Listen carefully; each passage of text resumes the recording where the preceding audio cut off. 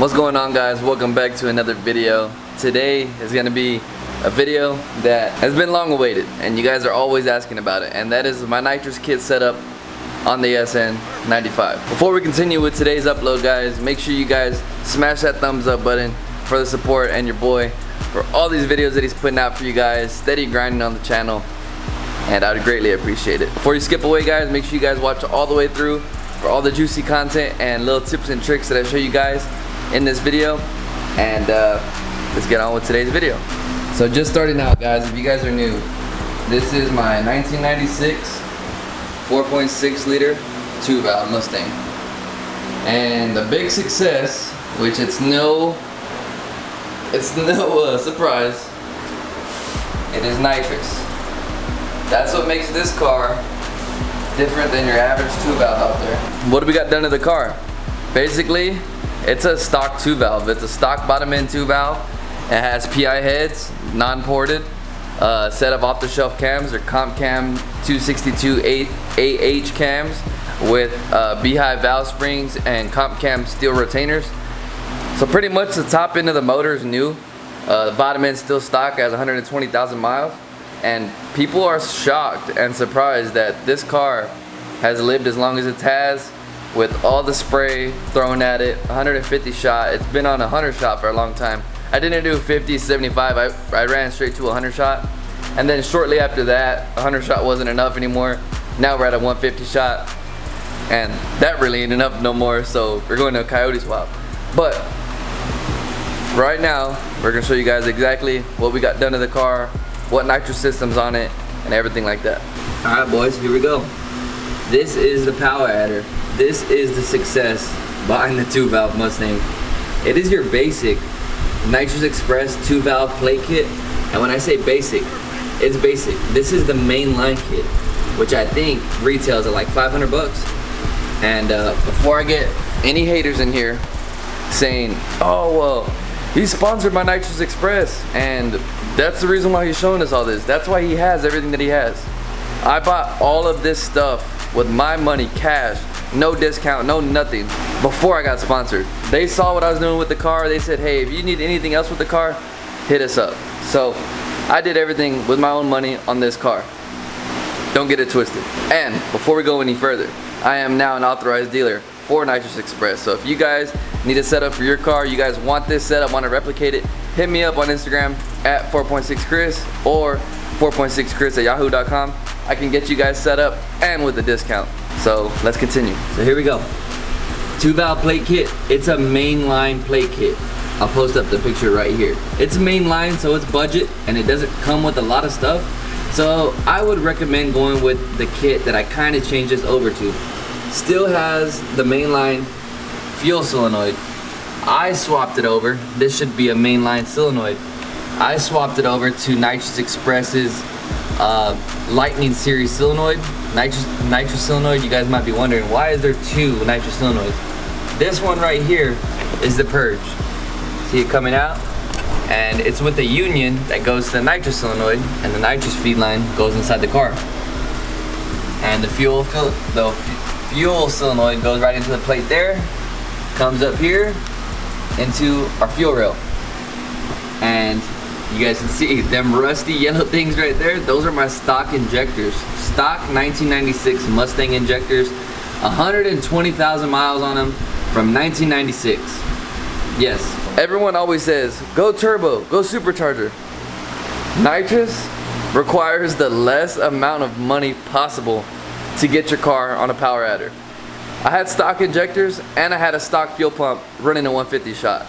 They still are stock injectors, but I switched over to a Aeromotive 340 liter per hour just because the car is old and I didn't want to have an issue with the fuel pump not giving out enough fuel, starving this thing, and potentially running lean.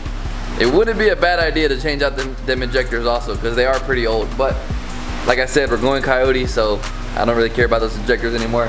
Everything's coming out the car. So you don't really need it, but this age of car, you could replace it with a stock size injector, new, which could save you a little bit of money.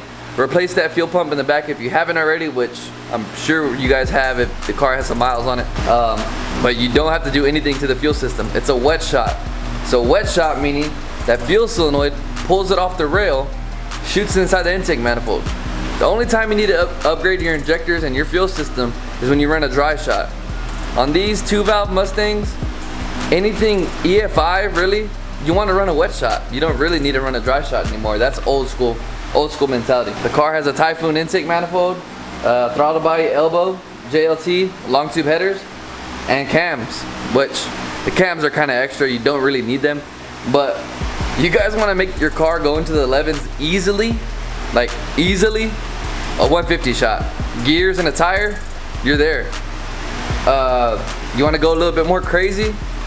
Only reason I haven't gone a 200 shot is because we're kind of pushing it on stock motor already. I'm assuming this car is close to 430, 440 wheel. If you guys are wondering on times, the car has been best of 1240 at 110 on a 100 shot. After we switched it to a 150 shot, I haven't really done anything else. And when I went 12.4, the car had 0 suspension, just with a big old slick in the back.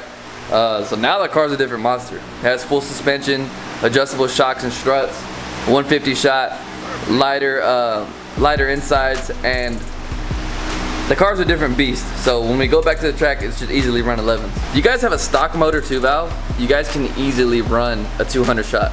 My buddy Cody Queensberry at Straight Line Solutions, he's the one that put me on game on these 2-valves. He ran a junkyard motor with 200,000 miles on a 200 shot, and it can easily be done. If you guys are looking for tuning also, that's gonna be the guy that you need to hit up. Cody Queensberry at Straight Line Solutions. He can handle all your tuning on your 2-valve Mustangs. And you guys might be wondering, why not Philip? Philip's the one that tunes this car. It was kind of an exception for my car. He had to buy some credits and different stuff, so he doesn't tune these older cars. He tunes Coyotes, newer GM products, so he can't tune 2-valve sadly. But Cody Queensberry, awesome tuner, and he has a 2-valve himself. He knows his stuff with 2-valves and nitrous, especially nitrous. He knows a lot about nitrous. That's it here. Let us go inside and I'll show you the magic inside. Alright guys, so here we are. This is the cockpit. AFR gauge, nitrous pressure gauge / heater controller. This is my tuning device, SETX4, and this is my switches. It looks like a normal car, right? Got the rear seat delete ins. You can't even see the bottle anymore. Pretty low key. Flip this over, boom. Here's our nitrous switch. None of these are live, which I recommend that on any nitrous kit you guys install. Don't have any power to that. As soon as we put the key in, boom, now we have power. This is how we activate our nitrous, which this is what I recommend, manual or automatic, is with the window switch. The window switch does is you turn this thing on and you basically drive like normal. Shift through your gears, punch it, whatever, and it acts just as a supercharger. Yeah, so it acts just like a supercharger or turbo would. So you don't have to press any buttons. You don't got to do a nitrous button or anything like that. You floor the gas, and that's what a window switch does. Here is the window switch. Quick rundown. Nitrous Express window switch. It runs off RPM and throttle position. I'm putting my foot on the throttle, as you guys can see. And then once it gets to 100%, it'll activate the nitrous. But on a window switch, this protects RPM and throttle position. So your throttle has to be 99% or more, and your RPM has to be at a certain window. RPM TPS. Nitrous comes on at 3200, shuts off at 6000 because my rev limiter is 6500. These cams don't really make power over 6100 RPM, so we shipped at 6000 to keep us inside the power band. This is just how to set up the window switch.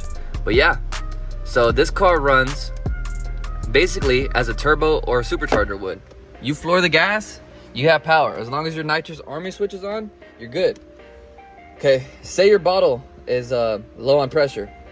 Boom, here we go, heater's on. Here is my nitrous heater controller. It has like a little buffer window, so that's why you see it. There's no pressure in the line right now. But say that we want to heat up the bottle, right? We crack the bottle open. You know what, actually?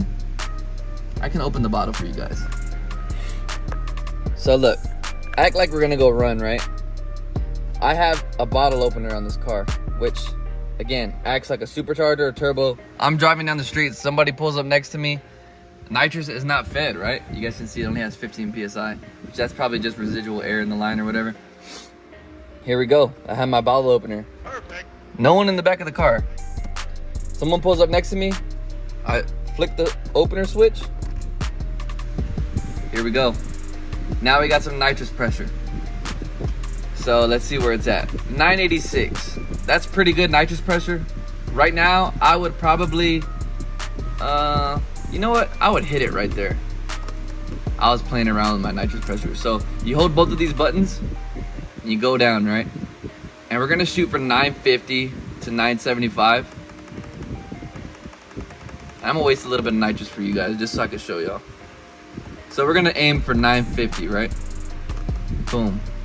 Set it. Now we're at 986. This is what I recommend on the purge. Make sure you guys have a purge. Here we go.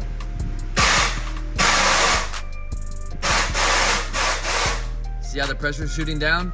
That's what you want. We're gonna turn our heater off with this left button. You see this decimal? That means the heater is on. And now that means that the heater is set to turn on as soon as it drops below our desired pressure, which is 950. So that means the heater's on go. Turn it off, the heater's off. So if you drop below 950, it's not gonna turn on by itself. So there you go. At 978, that's still good pressure. I wouldn't purge and waste all my nitrous. I would still hit it at that pressure. So boom, we're ready to go, right? After you're done with your run or whatever, your bottle pressure will drop. That's a whole nother video. I'm not gonna talk about bottle pressure and horsepower and all that stuff. After you're done with that, close your bottle up. Wait a couple of seconds for it to do its thing. That should be good. Now we're gonna purge all of our nitrous out of our line.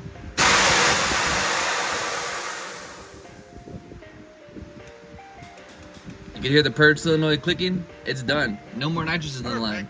Runs over, off, off. Close it up. And now your car is just like normal NA. It's pretty badass. All right, and these are the party shoes right here. Don't mind that, that's for the Coyote. So now let's show you the back of the car. Boom, Nitrous Express, baby. Here is the trunk setup. Now this is what we're talking about here. Bottle warmer. It is 100% needed. I don't care what anyone says. I don't care what they say about going to get a torch from the store. Do not torch your nitrous bottles. One, it's dangerous. You blow the cap off your freaking nitrous bottle. The bottle can explode. It creates weak spots. These bottles are aluminum. They're not steel. You heat one area for too long, it'll create a weak spot. And these bottles are under a lot of pressure, dude. I've seen these bottles go all the way up to past 1500.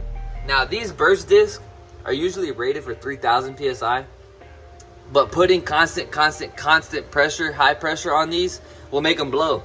And this is set up so the bottle doesn't explode. But if you're torching this bottle, putting heat spots on it, the bottle will blow up. Without this, just because it's high in pressure, there's a weak spot, it'll blow up. Blow up your car, could possibly kill you, man. It's not, please, you guys stop doing that. Do nitrous right. And let's talk about the performance on bottle blankets. I've seen it plenty of times of people running nitrous, they're heating the bottle, and they hit it, and they keep on losing races, and they're like, man, nitrous ain't for me. It's too much work, I'm always having to heat it, and stare at the gauge, make sure it goes to the right thing. Perfect. That's the wrong way of thinking. Heating this thing with a torch, all you're doing, I don't care if you think that you're heating it up all evenly, all you're doing is creating head pressure in the bottle. Say your pressure does get up, right? That's some on money pressure right there. That's 950, close to 1000. That's good, right? As soon as you hit it, after heating it up with the torch, this thing is gonna drop to like 700 psi, 800 psi. That is no good. No good for nitrous. Your car is gonna richen up, it's gonna run like crap, and it might even run worse than NA because you're flooding it with fuel and it's running stupid rich. With the bottle heater takes a little more time, and that's what a lot of people don't want. They just want to heat the bottle up, get their running, and that's it. This takes a little bit more time, but it's heating the bottle evenly. The whole bottle will consistently be warm. Your bottle pressure will last throughout the hit, and you're gonna win a lot of races, man, with nitrous like that. And this is my heater blanket. I throw this thing on in the summer or in the winter, just because it keeps the temp all, keeps the temp all even, and it keeps the bottle what temperature you want it, believe it or not. Even in the summer, I keep that thing on there because it keeps the unnecessary heat off the bottle. And in the cold, that thing works badass because it's like a bottle blanket, you know what I mean? It keeps the whole bottle warm while the outside of the car is cold. So yeah, bottle heater, right? Bottle opener, that's what I showed you guys. You guys want to gauge also. You guys want to be able to see what you're doing, how much bottle pressure you have in the bottle. And here's our bottle opener. This thing is freaking badass, man. Nitrous Express, as always. Okay, now you guys might be wondering, what is this? This is our feed line that goes to the front of the car and goes to the solenoid, right? This right here is, you could call it a thermostat, I guess. It reads the bottle pressure, and this is what goes up to our gauge up there in the front. If you guys are just running a bottle heater, this is what you will have also, but it looks a little bit different. But it's adjustable, so you could change it to whatever pressure you want. I recommend 950 to 1,000, either around there. I found that 950 to 960 keeps the bottle pressure, even throughout the run. So that's why I like that bottle pressure. Consult with your tuner on that. But yeah, man. And I actually did this mod. This is just a 1/4-inch ball valve right here. The reason I did that was because whenever I'm in the pits, if my bottle is too cold, instead of opening the bottle and having all that pressure just sitting on the solenoids, imagine this is the solenoid, right? Imagine all that pressure, boom, it's just sitting on the solenoid waiting for it to open. Because all you have to imagine is the solenoid is a gate, right? Whenever you're not using it, it's closed. So imagine all that pressure just sitting on that gate. And then as soon as you hit the threshold of your nitrous, boom, it opens and all the nitrous goes into the engine, right? If you're just sitting in the pits, it's not good to have all that pressure just sitting on the lines waiting for it to heat up. You guys might be asking, but why do you have the bottle open to turn the heater on? Because this right here, guys, this is not gonna read pressure unless the bottle is open. And if you guys have one bottle, which I don't recommend if you spray a lot of nitrous, which you're going to be doing when you first get nitrous, you could put it here. And you could turn the heater on with the bottle closed, which that's a good thing, but it's not good if you have multiple bottles, because you can only change the bottle heater thermostat out when the bottle's empty. If you take this thing off, nitrous is gonna shoot everywhere. Don't recommend it. So yeah, that's what I do. And I keep it there on the feed line because these are all my bottles here. And you guys would see I would have to put one on each and every freaking bottle. And if you guys have one of these style valves, you guys can see there's no port for the gauges. That's why I like these Lightning 500 valves. Put one here, put one here. This is actually a customer's right here. So yeah, that's why I recommend that. And please, you guys, please listen to me. I've had a couple years with this nitrous stuff and I've had nothing but success with it. I've seen it time and time again where people are like, man, I don't want to run nitrous. That shit sucks. I'm going turbo, I'm going supercharger. It's because they don't understand it, man. Nitrous is very much on the user. The tuner does his thing, pulls timing, gives you your tune. Here you go. Everything is on you, man. On your plugs, checking your plugs. That's a whole nother video. But I just wanted to show you guys how I have my nitrous kit set up, and this is how I recommend it. So there you guys have it, man. I hope you guys enjoyed this one. I hope I gave you guys some knowledge on nitrous. It's fun, man. It's really fun. Balling on a budget, but the budget has to be right. Save up your money, do it right. Get a purge kit, get a bottle warmer. Something that you don't really need, man, which it's really up to you, is a bottle opener. You really don't need it. Hop out of your car, go open it, or if it's in your back seat, open it by hand. That could save you a lot of money. The reason I have mine in my trunk is because I run this thing at the track, and you cannot have it in your back seat without a blowdown tube. And I'm not gonna drill a big ass hole put a blowdown tube just because I didn't want to spend a little bit of extra money on a bottle warmer. And I don't like that bottle being right next to me. It's safe, but you guys never know. I'm not putting my safety at risk. I care more about my life than a couple $100 on a bottle heater. There you guys go, man. That's a success on the nitrous 2 valve. This thing eats coyotes, eats Camaro SS's. It moves out of its way, man, for a little 2 valve Mustang from 1996.